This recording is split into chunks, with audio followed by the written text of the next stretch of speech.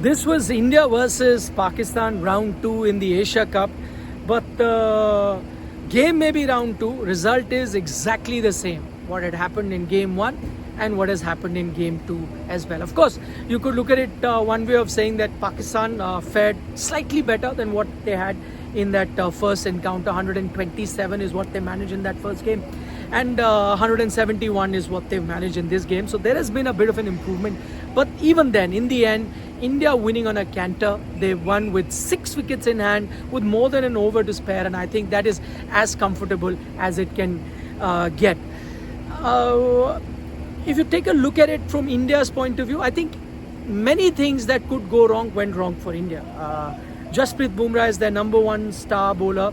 He had an unusually off day where he didn't pick up a wicket and had an economy of 11 plus, the most by any Indian bowler. I don't think these things happen at all on the cricket field. Rare off day for him, and more than just conceding runs, which can happen to any bowler. I don't think we've seen Bumrah, and this is the one thing that you love Bumrah for, that he's so disciplined, that he's always on the ball. Some days he can leak runs, but most days he'll be very disciplined. This time that discipline was missing. A few no balls, a lot of full tosses, really not getting his rhythm going. So your number 1 match winner has an off day, the guy who's won you many a games, including India-Pakistan encounters. Your number 2 strike bowler, especially who's had a great record against Pakistan, Kuldeep Yadav, also has an off day. Then your fielding, which has been top notch in the last few years, that too has an off day. You give multiple chances to their batters.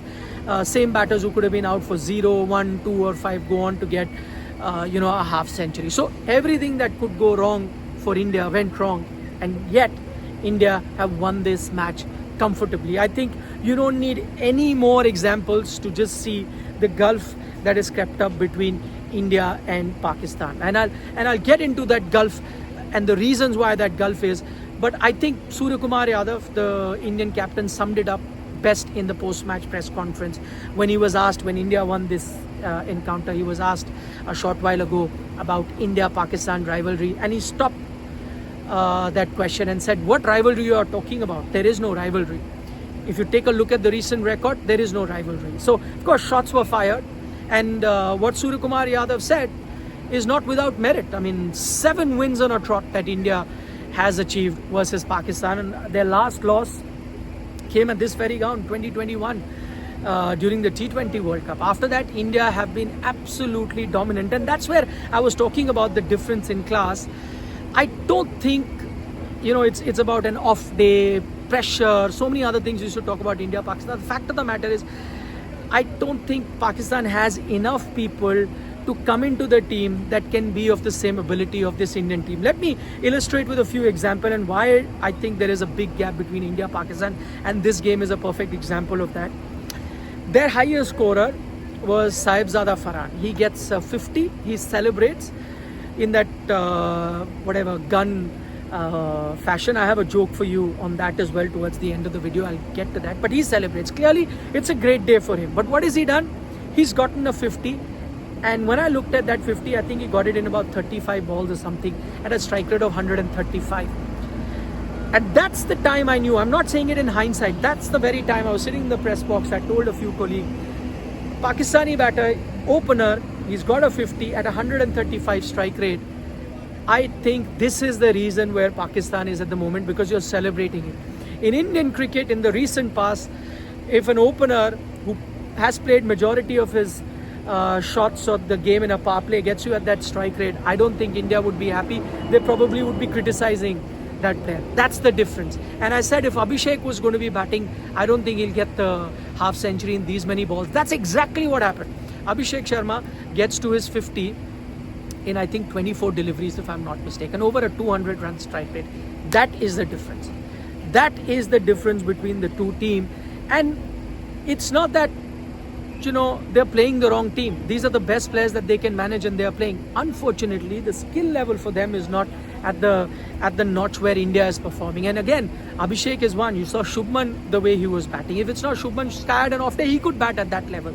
Any batter that you go for in the Indian team will operate at a strike rate which is so much higher that I don't think Pakistan can manage. And just to illustrate, difference in skill.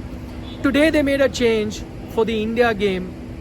They got Hussain Talat to come in for Hassan Nawaz, who was their hitter. And now who replaces him? Hussain Talat. I looked at his record, 19 T20Is he's played, and his career strike rate is of 119. That's what he did today, run a ball. I don't think you have the personnel in Pakistan who can put together a team that can match India on a rare day that India can lose to them. I don't even actually say that rare day, because that rare day happened today. They made so many errors that I mentioned, and yet India have found a way to win this match comfortably.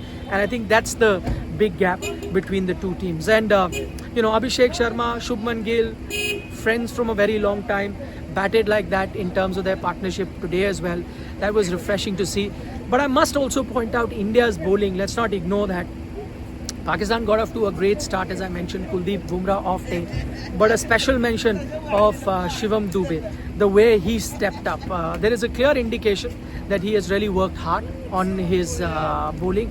That is something that is very visible in the way that he has been performing on the field. You can clearly see that his delivery has got extra bounce, he's got a bit of an extra pace.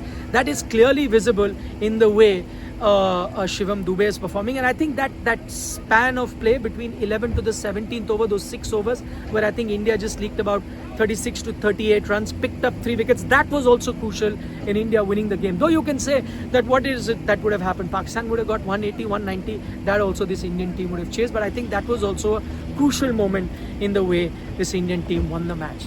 Before I wind up my match report, I promised you a joke on that celebration of Sahibzada Farhan. And before I get to that, I must also mention that this win is going to be special for India. India-Pakistan games are always high-pressure games, and India, it's a special win for India or Pakistan if they were to win, I agree. But this is going to be special with all the conversations, controversies, those political signaling that was happening before this game. I think there was a lot of pressure on both teams.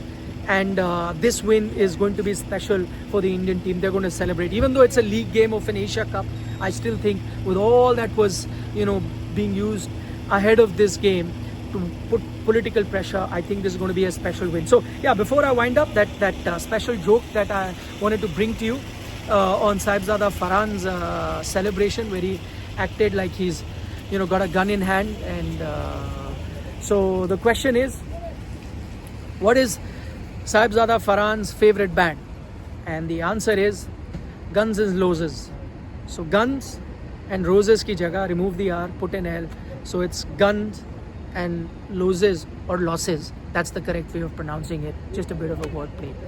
On that thought, I'll leave you with my match report. I hope you enjoyed the game. We'll keep bringing you all the latest updates from Dubai. Nikhil Naz signing off with his India-Pakistan match report. Take care.